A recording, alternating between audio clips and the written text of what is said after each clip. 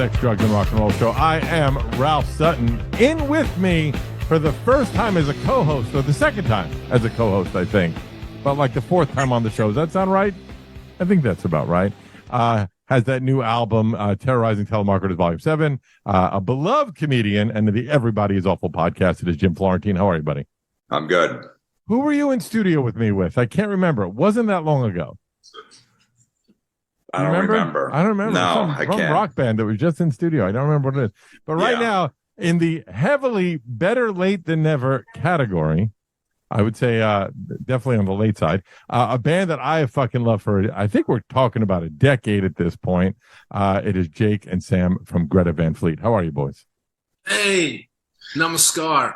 We are kind of honing in our spiritual awareness. I was going to say, you guys are more known as Oliver and Calabunga than you are as Jake and Sam, I guess, right? Is that a fair assessment? Hey, man, my video's got like 200,000 views. That's it. Good. It's just, it's famous. Like, that's it.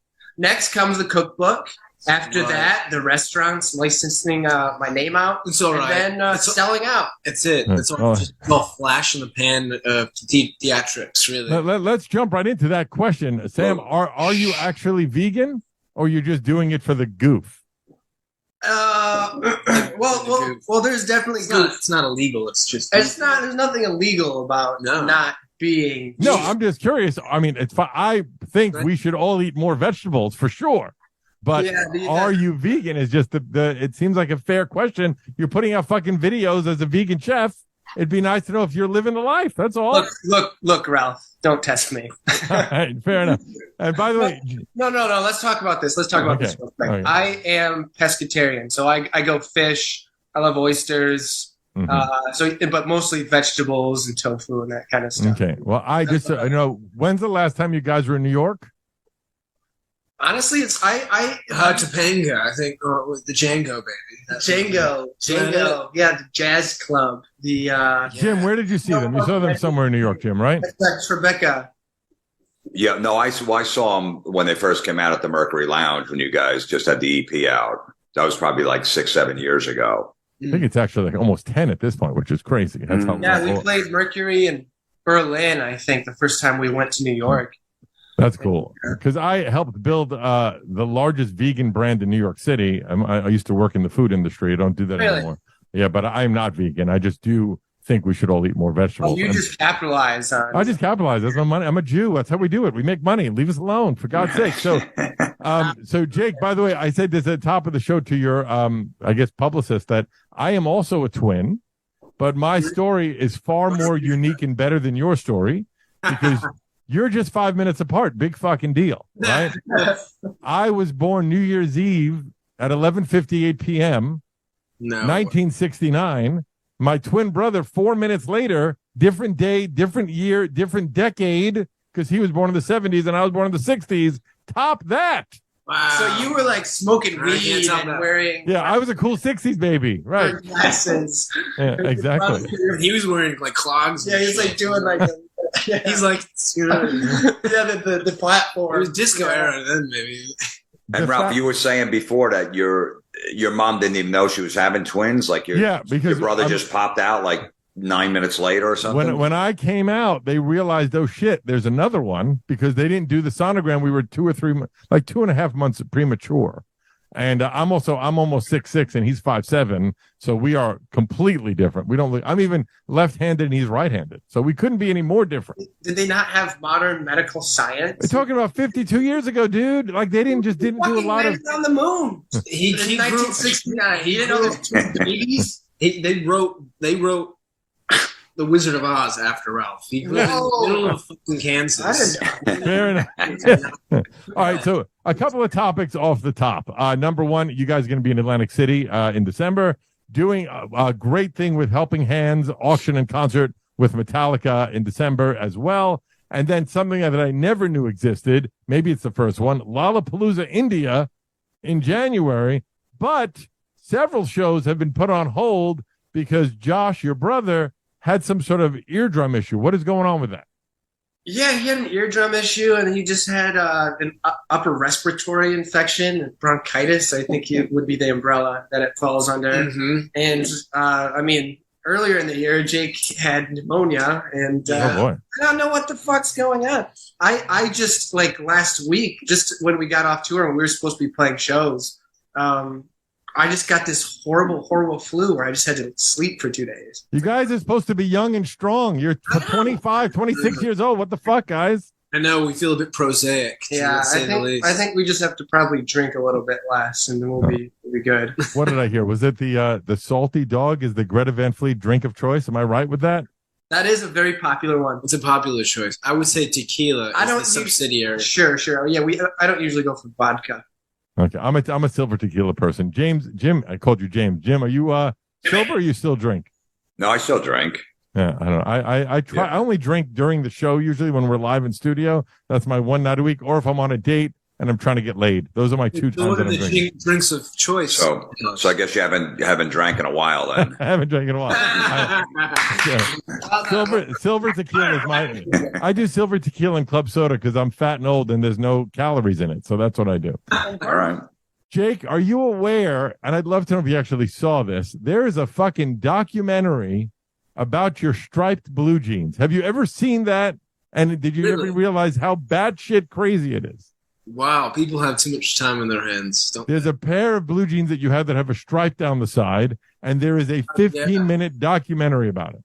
Yeah, see, that was the thing. I mean, I'm not wearing them today. He's actually not wearing pants at all. I'm just yeah, no, sorry. It was quick rushing out the door. I'm going all natural today. Yeah, those pants have probably been all around the world with me. I've probably worn those pants. I think those pants have been more places and seen more things and experienced more reluctancy and lived more life than most people. I would say than you have would be interesting. Were they new when you purchased them, or did someone make them, or what? They're actually old French workwear. They're like I bought them at a place called Golden Age in Los Angeles, 6 years ago, and then I haven't taken them off since. I sleep with those things. Shower. Well, how can they make a 15-minute documentary? I mean, it's bizarre. They show all the pictures. And it's a robotic VO, and they show like the first time it was the pants were seen on stage, and then all the different times he wore it. I made it through about 6 minutes of the 15. If I'm being honest, I thought there'd be more to it, or just more like some dude or girl, I don't know, because it's a robotic voice, is fucking obsessed with those pants. That's all I could say. And there's apparently a Instagram account on the pants. It's fucking weird. Unbelievable. So the logical question that I have to ask is a couple that I'd be very mad at myself if I didn't ask. Last year or the year before, I don't know what year, because it's pandemic times, everything seems like it was 17 years ago.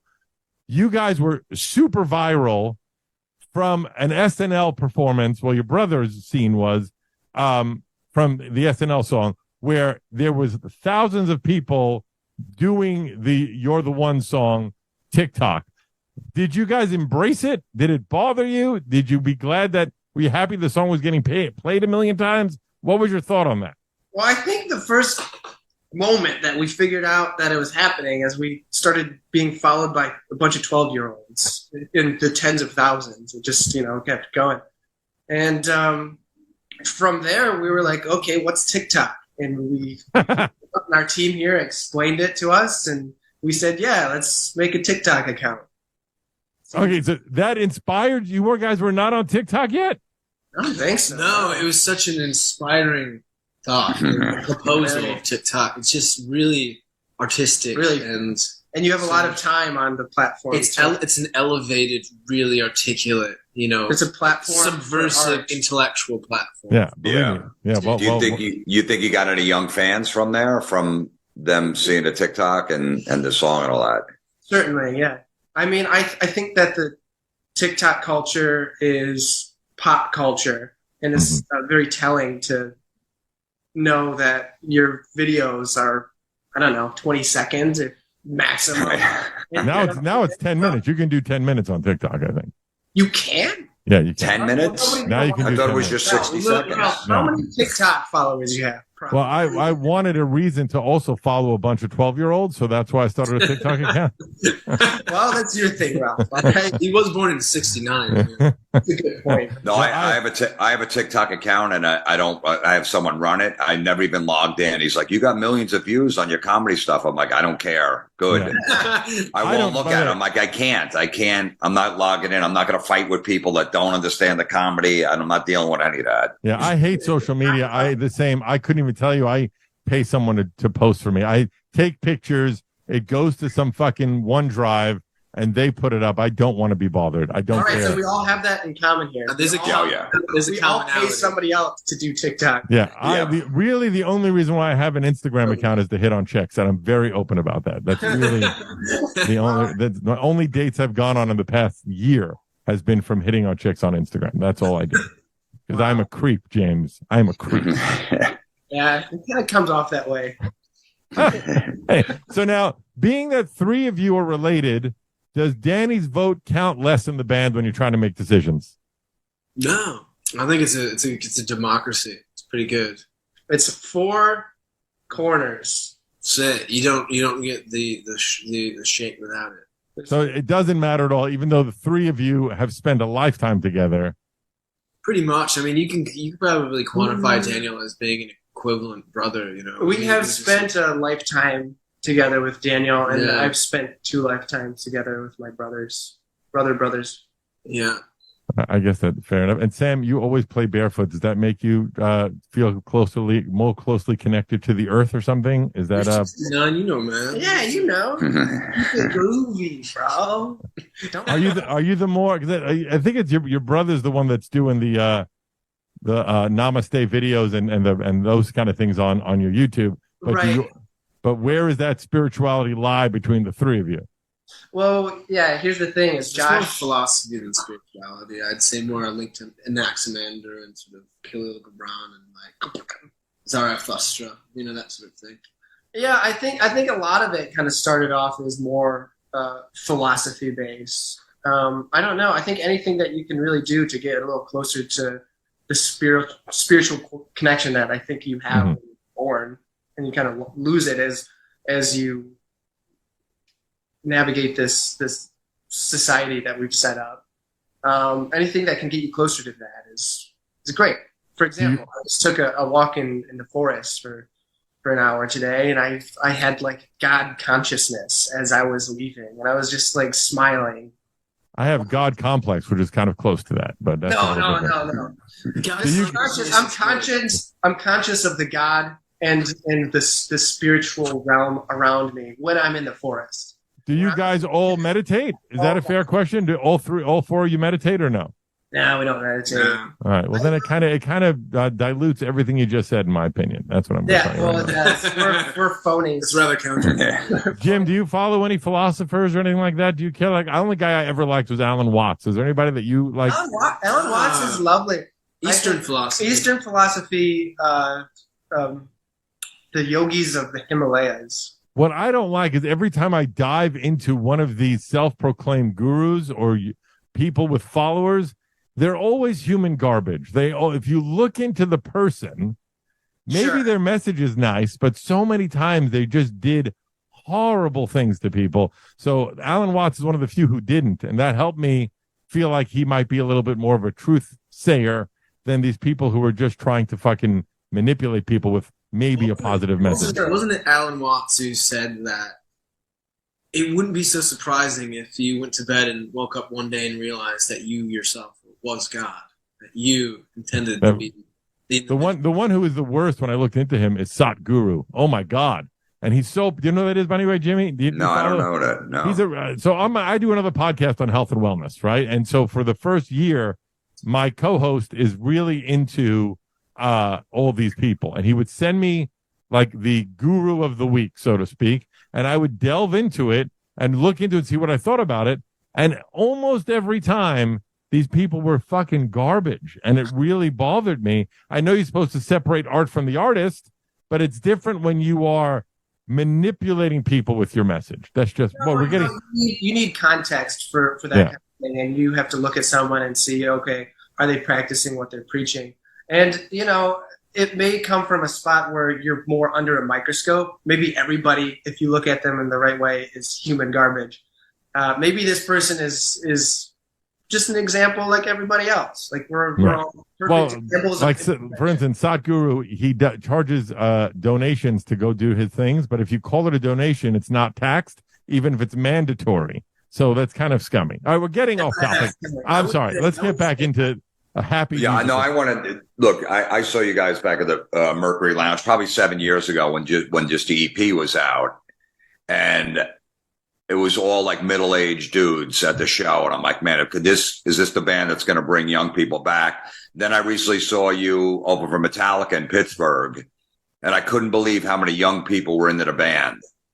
It was awesome to see like these girls that were like 17, 18 years old rocking out. You guys are doing 12-minute jam songs and they're going crazy. I'm like, it made me happy to see that.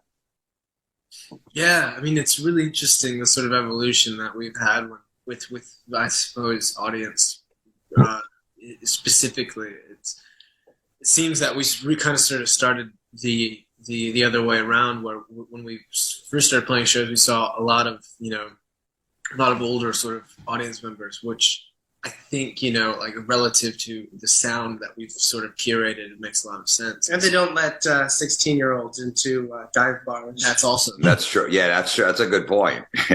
No, so it's interesting. So as we sort of continued on, as we see more and more, people of our generations, coming and showing up and sort of. It is wild because I was telling your publicist beforehand, I did rock radio forever, right? I started my show in 99, ended it in 2016. We were on about 100 stations. And every time there'd be that next band that people thought was going to bring back rock and roll, like Buck Cherry, like Silvertide. There were all these bands that people were like, oh, this is it. This is the time rock comes back. And there's probably 10 others if I thought about it, right? This band, Greta Van Fleet, was the first time that it actually happened, where you started seeing young people embrace the music, which is wild to me. And then other bands like I love, like Joyous Wolf and other newer rock bands started to be able to get a foothold because of Greta Van Fleet. So that you are the band, and I hate to say this, and this sounds like I'm blowing smoke up your ass, but you did bring back rock and roll for an old fuck like me that was waiting for decades for it to come back. So congratulations for doing that. I mean, last album, the new album went to #1 hard rock record, Battle at Garden's Gate, and millions of fucking, you were Grammy winners. It sold millions of records. It's wild to see. I mean, as people, you seem like human garbage, but other than that, but follow them. It's pretty wild. But just that you could get young people back into rock, which they're so distracted with like 30-second TikTok videos and everything like that. And just, there's no exposure to it. It's not like it was MTV back in the day where there was videos on where you can get into it. Just that you guys have done that is amazing. It is captivating. And there's a social referendum about it. There's a lot that you can dig into with Greta Van Fleet. The musicians, the artwork, stories behind it all, everything. I think there's a lot to sink your teeth into and a lot to explore within the universe. I think there's a lot more depth to this sort of work, and I think what we can consider rock and roll specifically as a genre that's, I think, dynamic enough and sort of depthful enough that we sort of miss that with, I guess, popular music, because there isn't necessarily, there's a contrived sort of, philosophy about that. So I think what's going on now is our generation's looking at something and going, wait, there's more to this. There's an idea that there's an actual piece of work that has substance and depth and complexity to it. And there's a greater, purpose to a song than it just going on a radio, to being designed to go to #1, making a hit, and then dissolving instantaneously right after that. There's a gravity to what we're doing. I mean, evident by the fact that, some of the songs on this record are like 7-8 minutes long. You're not looking for that 3-minute pop hit, and you're looking to just write songs that you want to write. I think I heard somewhere that Age of the Machine was originally 15 minutes long, and you shaved it down. So it is still, but I think it's 7 minutes long or something. I'm not sure. And it is showing, and all the artwork and the symbolism of the new record, there's some thought put into it other than just, hey, let's write a catchy radio record in the hopes of hitting a couple of hits. Right. And I think our goal from the very beginning is kind of changing not only the music scene in general to kind of show more musicianship and actual, songwriting, but to change kind of the way people like perceive like something like radio, for example. They're playing Heat Above on rock radio, right next to all of the people you always hear, right next to the Foo Fighters, Mm-hmm. So it catches you off guard, but it's not just like rock. It's not just loud guitars. You have obviously electric guitars. There's acoustic guitars. It's mystical. There's beautiful melody. So that's kind of what we always wanted to do is kind of change the narrative. But it is funny to even use the term rock radio because as someone who used to be in rock radio, it is so meaningless now. It's more about, like, I hate to say it, but your social media platforms, the YouTube views. But the question I would ask is, I know your father is a blues musician, right? And were you guys was anybody along the way during that first record and the first EP tried to be talked out of, hey, maybe rock isn't what we should be doing right now. Maybe we should try and do something that has a better chance of succeeding, or was it always we're going to be a rock band? I don't think there was a discussion that was ever had.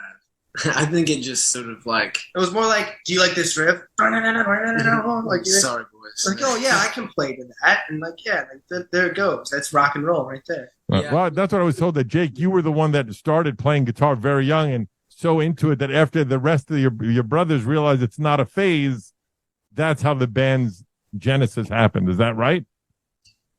Well, so Greta Van Fleet. Genesis is a different band, you see.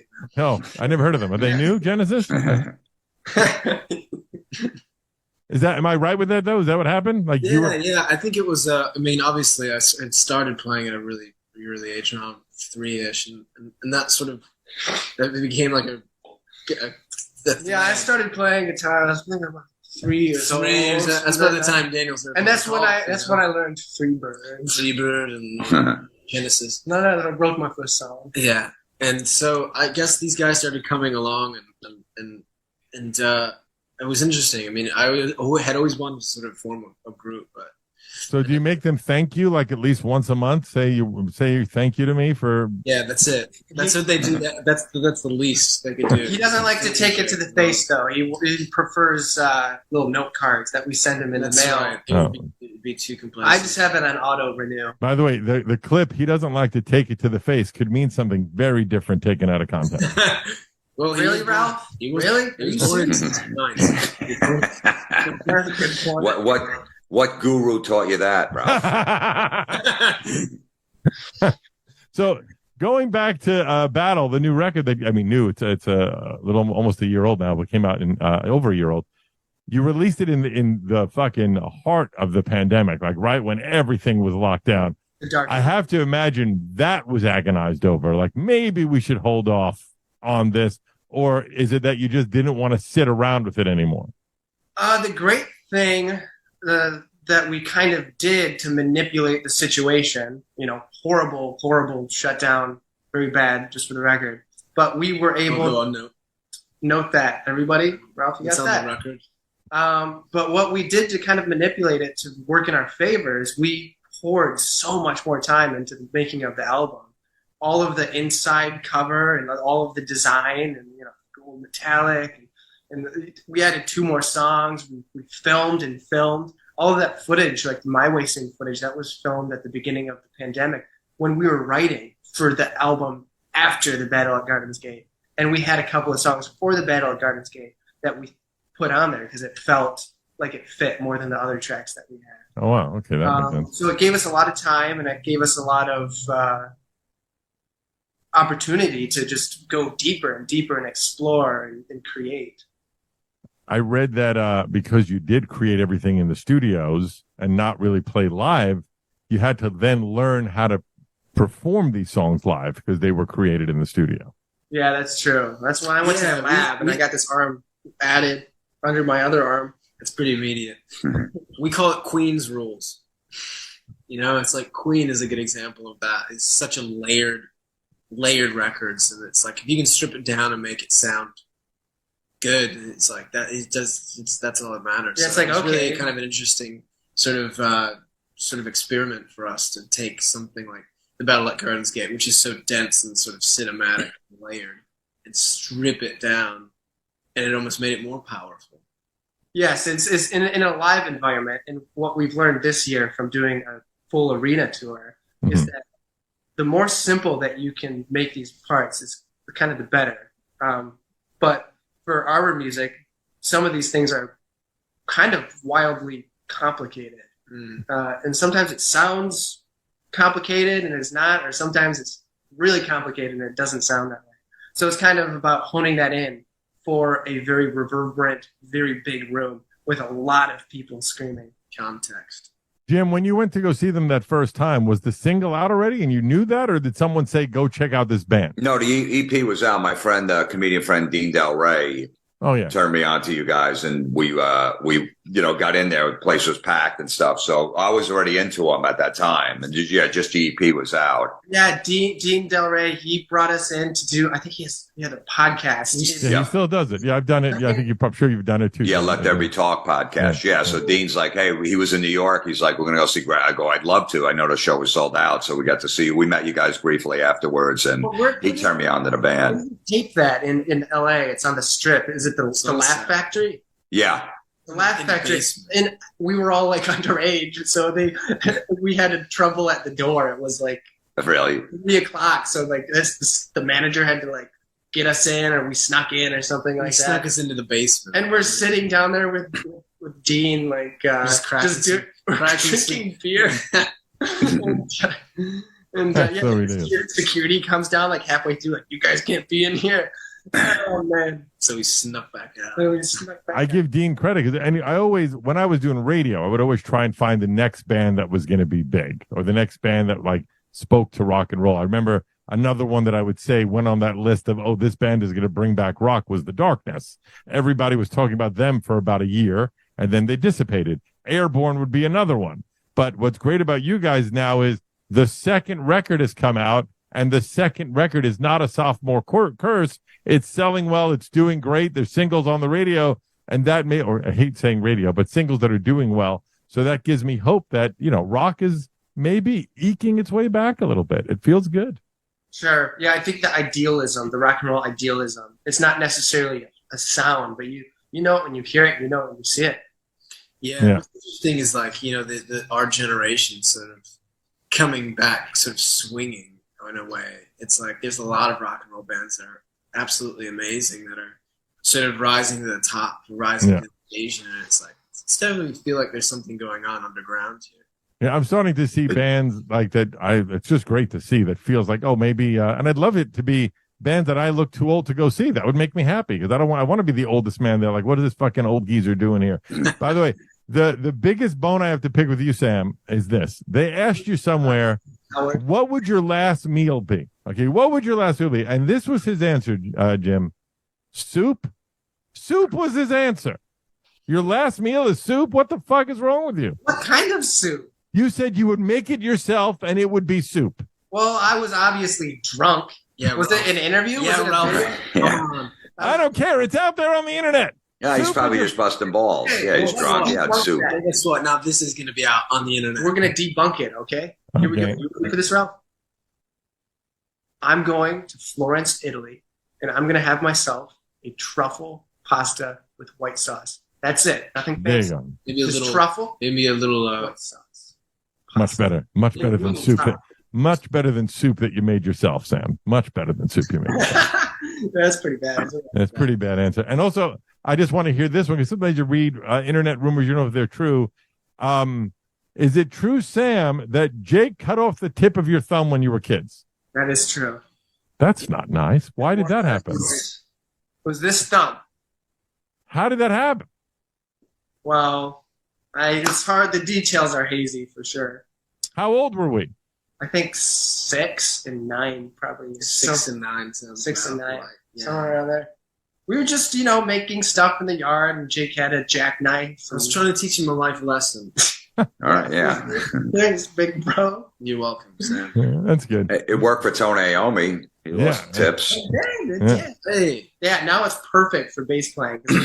That's more flatter. That's true. Yeah. It's the subtle nub that rests on the bass neck. It actually works quite well. Slightly better. My brother used to beat the shit out of me. Even though I was bigger, I was much thinner, and he would beat the shit out of me. And let's say this is your big toe, right? This is the bottom of the top. He would twist my big toe, and I couldn't do anything about it, and he deformed me. And I've been in pain my whole life. And I remember we go to doctors, they're like, we've never seen anything like this before. We don't know what it is. I'm like, yeah, because how many fucking kids are getting their big toe twisted every day? So I'm in pain my whole life. There's nothing I can do about it. So I feel your pain, Sam. I get it.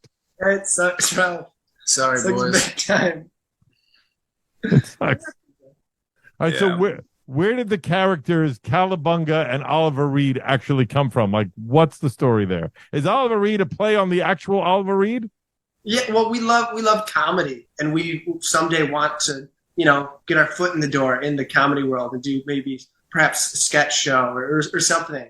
So we thought we may as well just go for it now. I think that whole idea, the master classes was a byproduct of having too much time on our hands during the pandemic. Yeah. And so we grew up with Python and all of this stuff, so we were kind of getting restless. And what would be really funny is if we just came up with this masterclass thing, and we had a bit where I think it was a press conference or something, where we actually pulled in a bunch of questions from a bunch of different publications, and we shot this thing, but there was no one in the room, and we didn't answer a single question like straight. So I think it's pretty much just putting us in front of a camera and just performing. Like there's being too much. It's really great because that's the somewhat of what we do. That's the part of it is performance. Right. Of course. I get it. So now you can see that down the road from us, perhaps, acting a bit or doing some soundtrack or, getting a little bit more into sketch. Well, didn't I read that Josh wanted to be like a filmmaker actor or something before singing? Is that right? He bitches about it every day. And a director. He said every time something goes wrong, he's like, and you know why I'm not? It's your fault. There we go. That makes sense. Yeah. So the producer you guys looped in on this is one hell of a producer, Greg Kurstin, who worked with Adele, Paul McCartney, Beck, Foo Fighters, to name a few. Did you guys seek him out? Was he the number one choice? Was he one that you shuffled through? How did that come about? Yeah, so we kind of went through a dating cycle in a sense. So we'd met with a couple of producers and based on the sort of list of objectives being sort of a cinematic approach, it was kind of really apparent that Greg was going to be the producer for the record and our list of ideas. And I think it was the first person we met with. Is that correct? Yeah, Greg was the first person we met with, and then we met with a bunch of other producers, and it was kind of like, well, Greg Kurstin's going to be the guy. And we sat down with Greg, and we said the concept. We explained the concept of the album we wanted to make. And he nodded his head, and we started talking about different albums and different music, and we were all just so on the same wavelength. We were talking about the Hans Zimmer. I mean, what was impressive to me was like, and I suppose us overall, was the fact that he was pulling out film score references and stuff, because he's like, the musical proficiency of Greg Kurstin goes beyond sort of the average account of like, I'm going to do a pop record or a rock and roll record. It goes into jazz and deep-rooted, influences of like film, and so he's a musical index, and it was like he was going to be able to help us out of sticky situations if we were along the way. Yeah, and it was great being in the studio with Greg too, because he could be a fifth member. He could fit in wherever. He plays music. He plays music as well, I believe. Right? He does play music. He's the most incredible piano player. And just pretty much everything, he can shred on guitar, bass. I would be playing piano for like a song, like say like Light My Love. That's the first track that we did with Greg. We were just kind of testing the waters, seeing how we wanted to work with him. And, I was like, hey Greg, why don't you play bass while I'm doing keys, which is hilarious because he's a much better, piano player than I. So he was playing bass and I was playing keys, and that's how we got the basic tracks. Oh, that's cool. We were a 5-piece band for that. It was really cool. And I would go back and listen to what he was playing. And then I was inspired by that. So then I had all these different bass melodies that I was doing. So he was just great as a musician and a writer. So let me ask you this. So, Jim, they just said a few minutes ago that they would have a desire to get into comedy, right? And the weird thing I've noticed in my 400 years of doing this shtick is most rock stars want to be comics and most comics want to be rock stars. Did you ever want to be a rock star, Jim? Of course. Yeah. It's so of course fucking weird. It is a weird analogy, not analogy, but like a, whatever you'd call it, like a dynamic where so many rock stars always say that they want to be comedians. And I don't know where or why this comes about. And the better question is, has any rock star ever successfully been a comic? I don't know. I don't think that they have. That's the best part is we can just be comedians right now. Right. Well, I'll tell you what, you're not doing a good job. No, it's true. It's. How about that? Is that funny? How about that? Is that funny, Ralph? Actually, it's really interesting because, like, Monty Python, it was Pink Floyd and Led Zeppelin. And there was a bunch of rock bands that were producing a lot of that stuff. George Harrison was involved in that as well. Mm-hmm. Like, the Kings of Leon going on, like Always Sunny in Philadelphia or something. It's like, I suppose there is some seeming ties between those worlds. Maybe yeah. But what's funny, because my regular co-host is a comedian named Big J. Okerson, and he always says that when he's doing comedy, he could kind of joke about his problems, but if he was doing rock, you have to be sincere about it, and it would be too hard for him to be openly sincere about falling in love or broken heart or whatever. It's easier to shit on it as a comic, and that's yes. Yeah, that's what I think. And also, by the way, he just, at best, Jay's a decent singer, and that's probably being kind. The thing with comedy is like, so we don't have to get along with 4 or 5 other people in the band. Yeah. Which is a positive. But then again, you're touring by yourself. So you're stuck in a hotel room by yourself, isolated, away from many friends, because you don't really tour with other comics. It's like local guys. And then also with the comic, you don't have to split the money 5 ways. Right. But then you're also up there by yourself. And if you're having a bad show, I can't blame it on the guitar player. I can't blame it on the drummer. He was a little off. He was hungover. It's all on me. I would say the next bad show you have, Jim, just freak people out and blame it on the guitar player. They don't know what the fuck you're talking about. But it was his fault over there. You don't see him. So now the obvious thing, I'm curious, like with the TikTok thing, where that was just everywhere, right? When you guys first came out, the thing that was fucking everywhere was, oh, they sound like Led Zeppelin. Oh, it's just like Led Zeppelin. In fact, when I heard the first Highway tune, I changed the name of it and sent it to some friends of mine and said they discovered a new Led Zeppelin song, and people believed it, right? And it just had that vibe. But now I feel with the new record, there is while it feels like it's very much a continuation of Anthem, it does feel some of the songs are more elaborate or more robust, where you're trying to somewhat separate yourselves or explore new areas of music. Was that done for that reason, or just because you're musicians and new things inspired you? Yeah, I don't think, the Ballot Gardens Gate was a pretty organic evolution of what we were doing.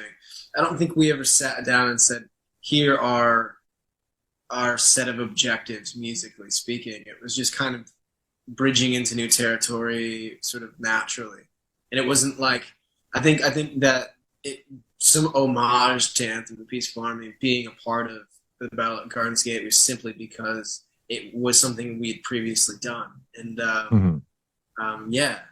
So, I never understood it either. Being compared to one of the best rock bands of all time, who gives a fuck? Like, no one's saying, wow, they sound just like Milli Vanilli. That would be a bad thing. Right. So, it was the only comedians. The only irritating thing about it was the irony of, oh, they sound like Led Zeppelin. And like they would say it with such scorn. And you would see it all over the internet, and you could just read it and be like, man, that person was very angry when they said that. It's weird.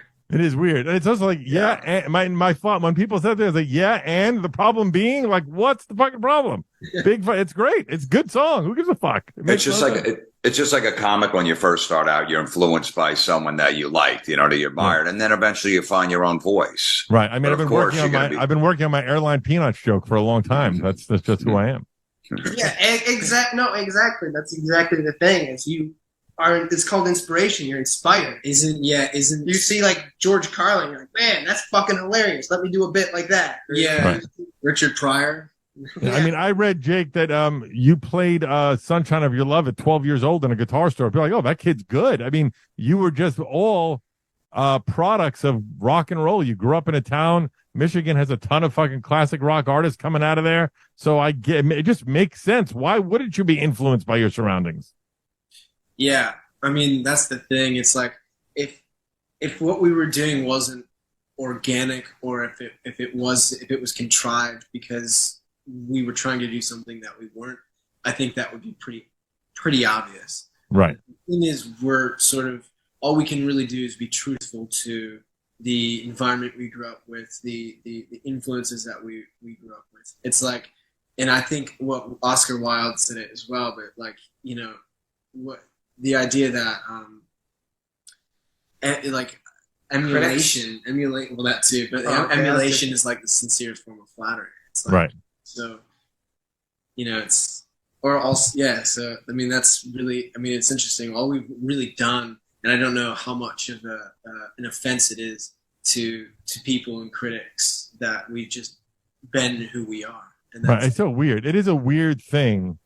I don't know. People are it's just strange. It's like, yeah. I never understood why it was a negative. By the way, I don't know which EP it was on. I think it was on the first EP. No, I'm not sure. But your cover of it, Sam Cooke's "A Change Is Gonna Come," was one of my favorites. That was just such a cool fucking cover that you guys did and showed a different side of you guys. It really got in. That was one of my go-tos for a while with you guys. I really dig that song a lot. The documentation is that there's a Gretna Van Fleet, and that's where the name came from, which has been belabored a lot online. But the woman eventually endorsed it, whatever. I don't think you need her approval anyway. Who gives a shit? But the weird thing is, am I right that the original drummer came up with the name? And if so, did you have to pay him off if it was his name and he's not in the band anymore? Well, we tried to pay him off, but we couldn't find him. I don't know where he is. That's fair enough. So if he's listening, you guys are out there. We've got your money. And then if this is true, this is my last one, and then we'll do the first. And it's true, this would be badass if it is, that your Grammy is over your toilet. Please say that is true. Mine is. Where's yours? No, it's over my toilet. It's a collective thing. It's like there's a running joke in the music industry. That's where you kind of put your Grammys. You put them in the back. Yeah, no, I don't think we're the only ones who do. Yeah, well, I'm sorry. I don't have a Grammy, so I'm not in on the fucking joke, okay? No. Everybody has them these days. Yeah, you just buy them.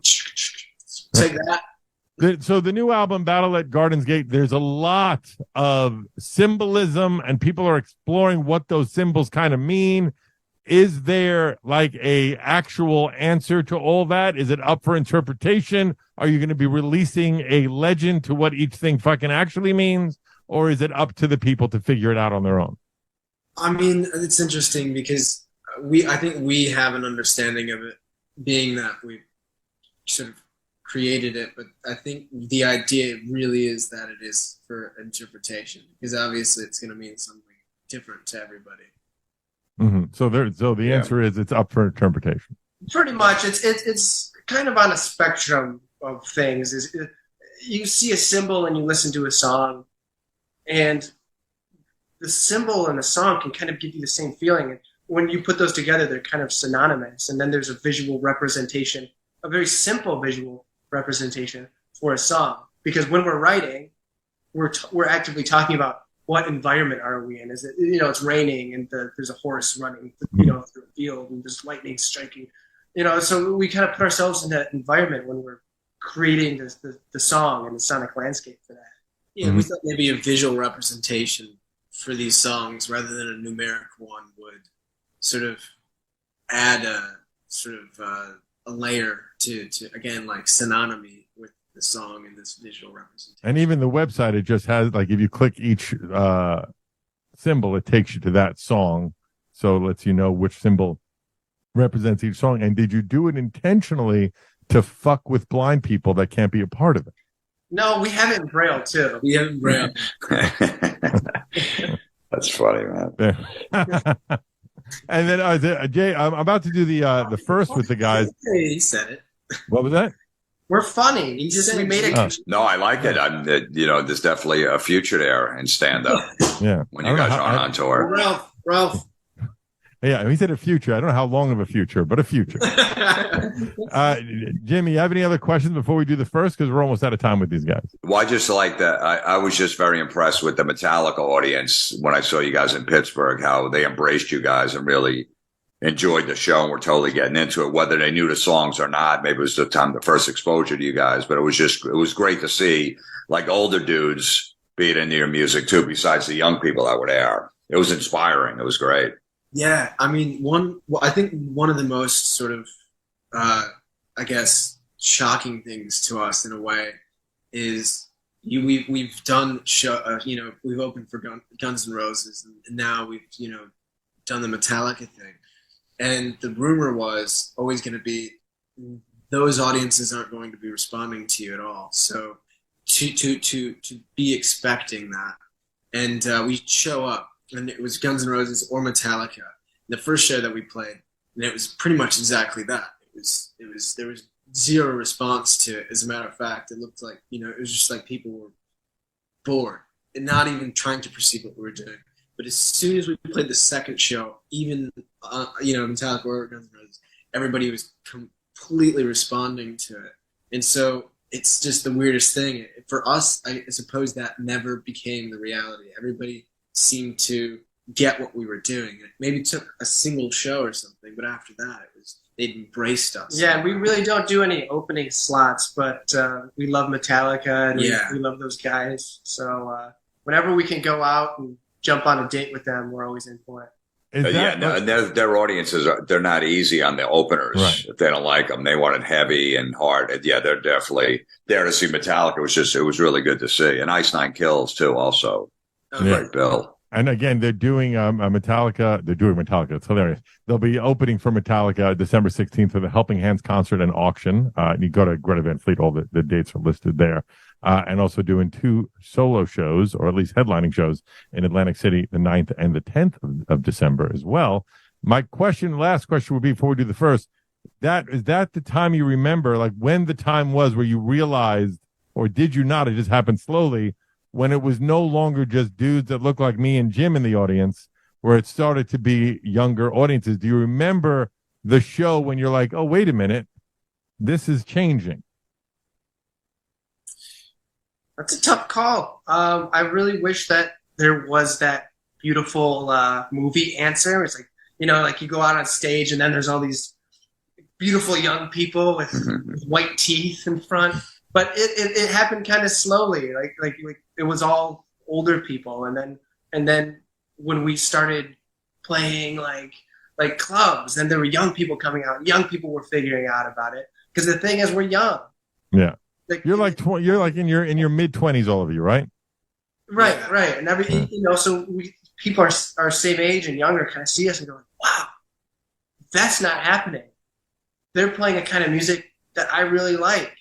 For some reason, and it's not hip hop, and it's not pop, and it's not anything I see. So it's just really interesting. Contemporary. Well, that would actually, I guess that leads to one question. Because you guys are so popular, have you played on bills with like real pop acts, like Greta Van Fleet and Lizzo? Has anything like that ever happened where you were in some sort of like iHeart Radio show or something like that? Has that happened where it's a lot of pop people?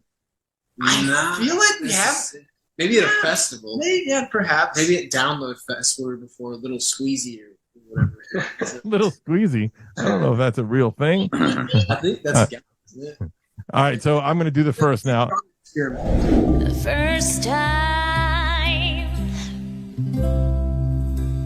ever I saw concert, did drugs, had sex. The name of the show is the SCR Show, Sex, Drugs, and Rock and Roll Show. We have asked every guest this question since the dawn of time, which is their first experience with all three. We start with rock and roll, and we ask you the first concert you ever went to, but here's the caveat. On your own volition, not one that your parents dragged you to, and ideally something we're going to know, not some stupid local Michigan band we never heard of. Oh, the spinning weasels were. And it doesn't have to be rock. Just the first concert you went to. Yeah. The spinning weasels. I don't even know. First, what about the Motherfuckers? the Motherfuckers. They're a great band. Is that a real band? I've never heard of that. I don't believe that for a second. I actually remember going to a show. I don't know. I think we probably all went. It was what's that soul band? Aaron's managing now. Oh, St. Paul and the Broken St. Bones. Paul and the Broken Bones at the Fox Theater or in in Detroit. It's one of those Detroit. and theaters. they just blew the place up. It was incredible. I mean, it was like How old were you? I think I was probably maybe just turning 21, maybe. We didn't go to concerts. We didn't Okay. go to concerts, no. Oh, By the- Red Hot Chili Peppers. Oh, that's a good one. That was at the The venue that doesn't exist anymore. Joe Louis. The Joe Louis Arena. We're That was going full on Michigan on. No, that's right. By the way, who was born first, Jake or Josh? Well, Josh. Okay. I should have strangled him in the womb with his umbilical cord. And now, the first drug you ever did after weed, unless weed was not your first drug. Man, this is just hazy. It went probably beer first. Maybe some toking of Dimethyltryptamine. probably mushrooms. Mushrooms. And how old were you? I'm on mushrooms right now. I believe it. Not a small amount either. Oh man, I was late to the game with all this because this psychedelics, all the drugs scared the shit out of me. Yeah, that's the thing. We don't really do a lot of that. That's fine. I mean, it's also like, by the way, on this show, which I've said many times, so I apologize to the listeners, but the show's called Sex, Drugs, and Rock and Roll, and I had never done a single drug in my life. He's done none of those things. Once a year on the show, I try a drug just because I've never done one. And just 2 weeks ago, I did Whip It with TJ Miller on the show. You know, and every drug has been on the show. And I've tried them all once and never again. And I've hated every drug so far. But Whippets I didn't mind because it lasts fucking 30 seconds. Is that really a drug, though, to Whippets? It is a drug. People, what's his name, died because of that. If I get his name, but someone got addicted to that and like destroyed his life. I don't know. But it is a drug. It can, I don't know. But I've done now 6 different drugs in my life all once. And they all sucked. You hate For me, I'm not made for drugs. But it is what it is. I think that the hallucinogenics, the bad words for them, psychedelics are really, really something that we're going to see a lot more in the future. Well, there's a lot of therapy being used right now. Mushrooms are being used. Yeah. I think they're for a not medical purpose. I think they're for spiritual purpose. I think they have a lot of. Well, yeah. I mean, it's really interesting. Almost every single ancient culture has used some form of psychedelics for, I think, sociologically a spiritual aspect. I get so we talk about this a lot on my other podcasts, but the thing that I find interesting that we don't know if that's like they always say, well, it's tied to this ancient ways or whatever. They did a lot of dumb shit in the ancient ways. Doesn't mean it's right or wrong. It just because they did that, I don't know if that's the right answer, but that's the go-to for people that it's tied to the ancient ways. That they used to do a lot of dumb shit. They would split people's fucking private parts in parts with a knife. Does that mean we should go back to doing that?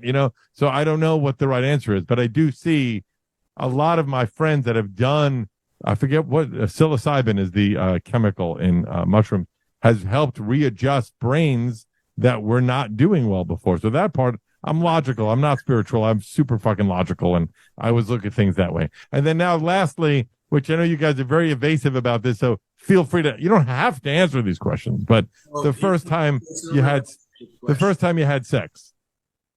Age? Yeah, not the name of the person. You want an address? I want the dude's name. Did someone have to be there? You have to prove it? I don't know. I also was pretty late to that too. Okay. I don't know. I think I was probably 19. I was 18 or 19 the first time. And for all the little kids out there, it's like there's no rush to get to it. There's no right or wrong answer, of course. And, I was a month before my 18th birthday. I was 17 and change as well. I think that's around the most common Although we've had was the dude. There's one out there who's, like I know when I was younger, it was like always like pressure. Everybody's like having sex and stuff. It's like, oh, I'm so scared of this thing that's going on. Just take your time. No rush. Yeah, right. There's only wake up one day and you're 40, that's fine too. Also fine. There's no right or wrong answer. The youngest answer. I'm forgetting his name now. The drummer from Godsmack. God damn it, I'm forgetting his name. But he was Shannon. Shannon was crazy young, like borderline not healthy young. And then a comedian, Dan Natterman, was like 23, which was the oldest so far. Nice. 23. No, there's no right or wrong answer. All right, so if you go to @Greta Van Fleet on Instagram. Oh, Greta Van Fleet beer? Nice. I didn't know that. Greta Van Fleet beer. So let's think, what would be a good name for a Greta Van Fleet beer? It's the cold one instead of the cold wind. The cold one. That would make sense. The cold one. Yeah. That makes sense. That's a good name. That came to me. Bam! I want credit for that. Well, all right. So @Greta Van Fleet on Instagram, GretaVanFleet.com has all the information. The new album, Battle at Garden's Gate. Buy it and then debate what those symbols actually mean for you and you alone. But as I said, they're playing in Atlantic City, December 9th to 10th. Opening for Metallica for the Helping Hands concert and auction on the 16th. And then early next year, they will be in India with Imagine Dragons, The Strokes, and a shitload of other bands for Lollapalooza, India. Have you guys ever been to India before? No, never. I suppose that's like quite high on the bucket list. It's high on the list for sure. I think probably we would have in the past couple of years if not for, I don't know, everybody stopped doing shows for a while. I don't know what that's all about. The great black spot. Yeah, I don't know why. There's something going on. Yeah. Jim, your plugs. Sorry, Jimmy, your plugs. Just, I do a podcast, Everybody is Awful, and I have a new comedy special, Bite the Bullets, on Amazon Prime. You can rent or buy it. That's simple enough. Very simple to the point. My other podcast is called The Good Sugar Podcast. We're opening up our first location on 3rd Avenue, 69th Street next month. But you could follow me everywhere at I Am Ralph Sutton. And guys, thank you for being a part of the podcast. We add a song every week to the strshow.com/playlist. It'll be My Way Soon. That's my favorite song on the new record, so we'll add that one. And guys, wait, let me say one thing. What's your plug? What's your plug? My plug is that I am doing a show at Zany's. that would be one thing that I missed that I wanted to go about is the My Way Soon thing. Is that we pretty much decided to release it at that point of the pandemic when everything was dark and everybody was sad and alone. And it was like it's the most positive song on the album, and it's just like the most hopeful, like fun, loving thing. And we wanted to get that out there and kind of perhaps make the world a slightly better place. Well, what about the fact that it's 2 years later and I'm still sad and alone? That's on you. That's on you. All right, guys, thank you so much for being a part of the SDR show. Thank you, Jim. We'll see you all next time on the Sex, Drugs, Rock, Roll podcast. Until next time, handsome fellows.